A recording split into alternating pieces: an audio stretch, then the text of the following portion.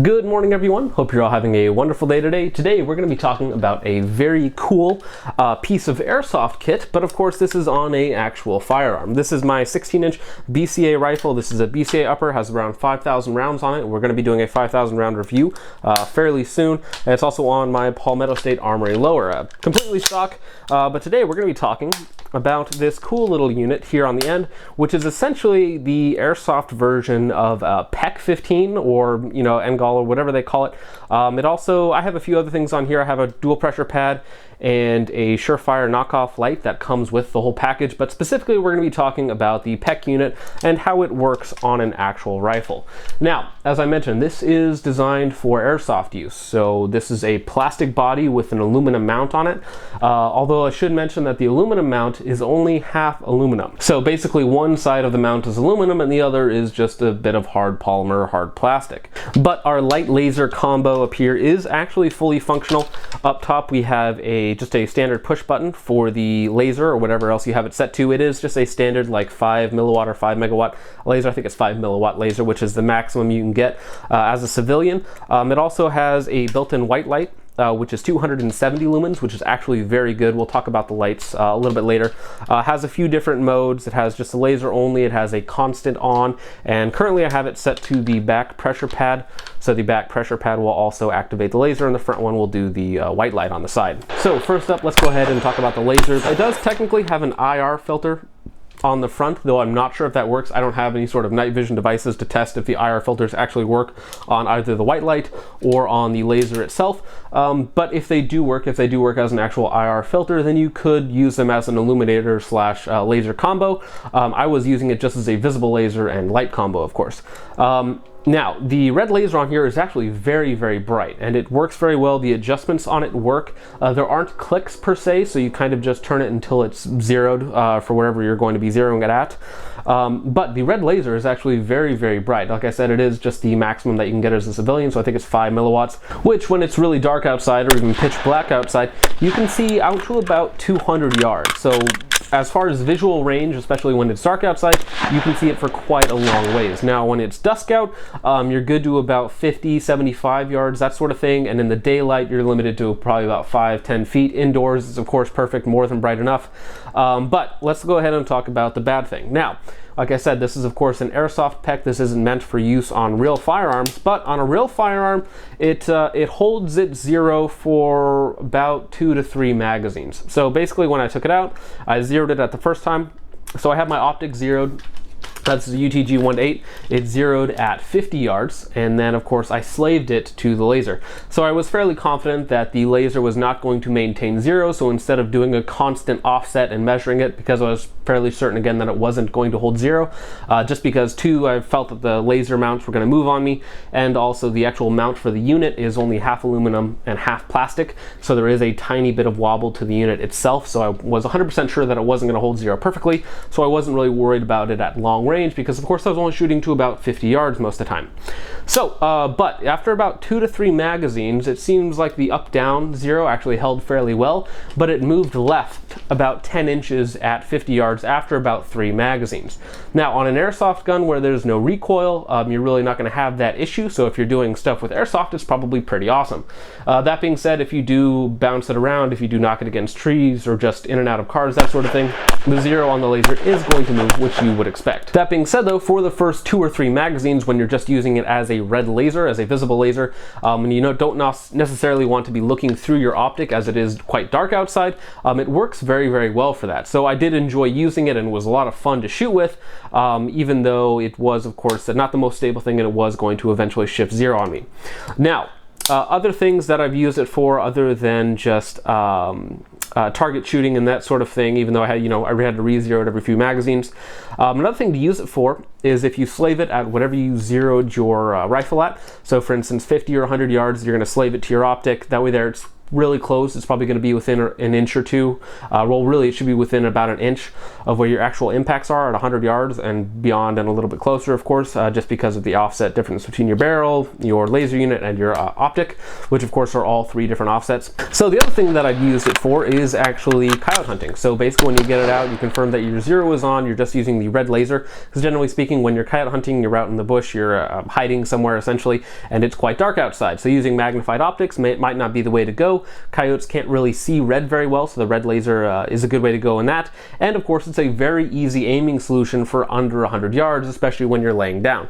And like I said, if you're not worried about shooting a lot of rounds, if you're only going to be shooting 1 or 2 at most, a red laser works great, just because of course you don't have to use your optic or anything else, and you can just go strictly off of a very bright, very clear red laser at about, 50 to 100 yards or whatever you're taking your shot at. Now, just keep in mind that when you go beyond that 100 yards or so, your offsets are going to really start to change, of course, because your laser is just going in a straight line while your bullet's going up and down, and of course this is off to the right a little bit, so it's actually going to be pushing off to the left at longer ranges if you're not doing a constant offset. So your zeros can be a little bit wonky, but again, if you're only shooting inside of 100 yards, you have it zeroed at 100 yards, you should be pretty much good to go.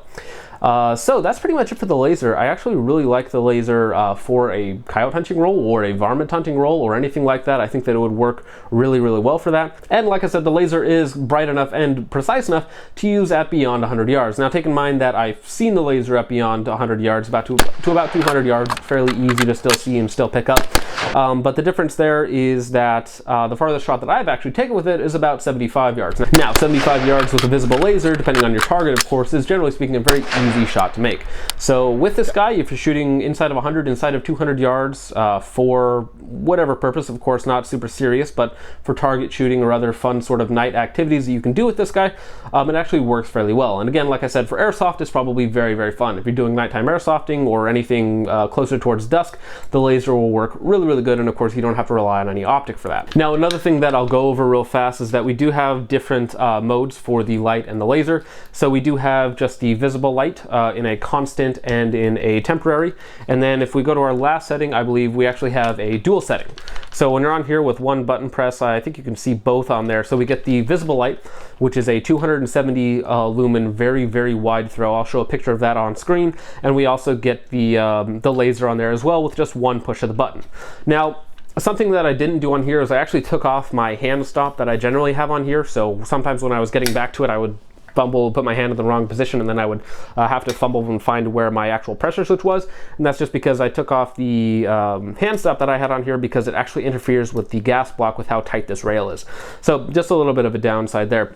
Other than that, of course, so we have settings for just the laser, just the light in both temporary and constant. And then of course, our final setting we have is both of them at the same time, which actually works fairly well. And that laser is definitely bright enough to punch through that even at 75 yards. So now let's go ahead and talk about just the light itself. So like I mentioned, the light is 270 lumens or somewhere around there. It's probably closer to 250 to 300. But it works really, really well. It's super bright and it actually has a huge throw. So for indoors type usage, or if you were using it as an illuminator, if you had some sort of IR device like a headset or something like that, it probably would work really, really well for that, just because it has such a huge throw on it, so it kind of illuminates everything that you're looking for, of course. Now, of course, I didn't get to test that, and I'm sure that other people have, so I would look at those guys for reviews. If you're looking at specifically for an actual night vision device, of course, for $35 to $50, probably not a good option for that, except unless, of course, you're trying to have fun with it. But the light is actually very, very usable. I've used it on a couple occasions out in the dark, that sort of thing, and of course in the video.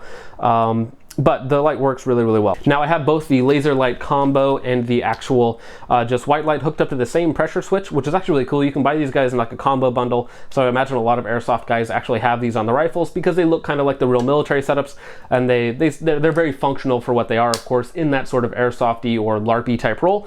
But they look really cool and they actually seem to work. Now the difference with the actual white light, which is on there, which it's a little bit brighter. It's about 30 to 40% more brighter. They rate it at 400 lumens, and I would say that's about right.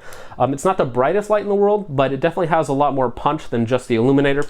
So if I can show you real fast, here is the Illuminator on the 270 lumen light, and then there is the 400 lumen. So the 400 lumen has a much more precise dot, so it actually pushes a lot farther. You can definitely take shots out to about 100, 150 yards, no problem with it, and see what you're looking at, depending on how much backlighting there is, of course, because one thing about these LEDs is they don't really have a ton of candela, so they're not going to be able to push through a lot of other light.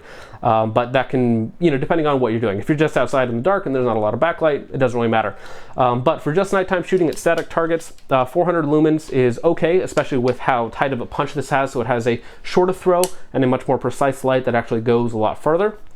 And then of course you have your 270 Illuminator on here that pretty much doesn't have a precise center. It's just pretty much all throw.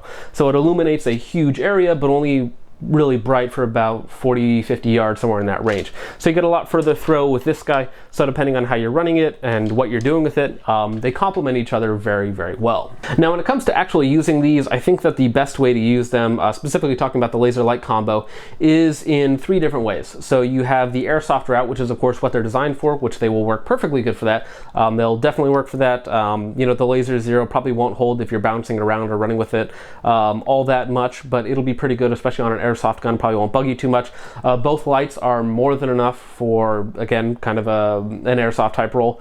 The secondary one is of course just target shooting. They're both very fun. It's really fun to shoot with just a red laser, even just a visible laser out in the dark, especially if you have it with a laser light combo. It can be very fun. It's very easy to practice with. It is definitely a lot easier to shoot with at night, a laser light combo, than it is some sort of magnified optic and a light, because of course when you have a light and then you have a optic that doesn't transmit all of that light, you have to get down a lot closer. It's a lot darker, so you can't really see a lot around you.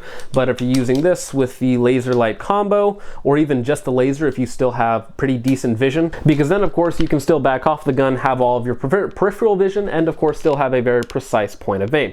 So for that, it's pretty fun for target shooting. It's of course not anything serious, but it is a lot of fun nonetheless. The third thing, of course, is varmint shooting or varmint hunting. Specifically, I've used it on 2 or 3 different hunts to no success right now, but for coyotes. Works great for that because generally when you're coyote hunting, you're out late at night, and so using a red laser can be a lot easier than having to look through some sort of magnified optic, especially if you're shooting at 100 yards and beyond.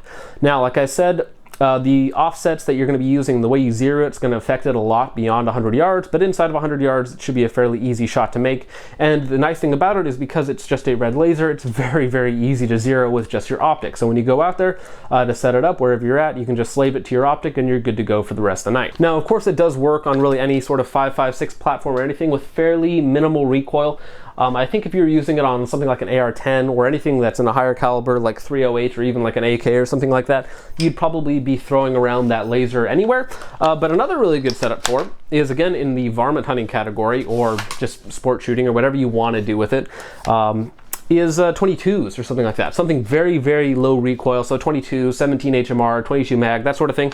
Anything that's varminty, that's fun to shoot, they'd work really, really well on because, of course, there's not a lot of recoil, so you're not going to be bouncing around that laser all that much. That being said, though, all you have to do is just check it with your sights or whatever else you're using it for and re-slave it to your optic and you're good to go. So honestly, what it comes down to is what you're looking for. If you're looking for something professional that will fill that role for you, this is not it. Don't buy this. This is something for airsoft. This is something for fun target shooting, for varmint hunting, but it's definitely not something serious. It is plastic. If I drop this, it would probably break, or the mount would break or something like that. It doesn't hold zero for very long. But like I said, if you want something fun that does look pretty cool, go ahead and get it. Now, the rest of the stuff, the white light and the dual pressure switch, all that sort of stuff, seems to work well, and it's fairly durable for just target shooting, but if you use it for anything else, these things aren't designed for that. That's why actual laser light combos are anywhere from $300 to $2,000 and even more in some cases. So if you're looking for a real laser light combo or even just a real laser designator or anything like that, I think the cheapest good one on the market is like the Holosun one, and I think the Holosun is like $300 on the low end, and of course you get into your PEQs and other things higher up, and then you're spending thousands of dollars on your laser light combo. That being said, of course, if you are somebody who's looking for night vision or anything compatible with that, this might technically work for it, but if you're spending $5,000 to $10,000 on your night vision setup, then you can probably spend $1,000, $2,000 on your laser light unit, because that is of course what you're using to aim most of the time. So that is very, very important. So don't buy something like this if you're looking for something serious, but if you are looking for something a little silly and a lot of fun, you might want to check one out. So that's pretty much it for the video, guys. Thank you so much for watching. I hope you all enjoyed. Let me know what you guys think of this down below, or if there are any other budget options that you think I should check out, and I will see you guys in the next one. Peace off.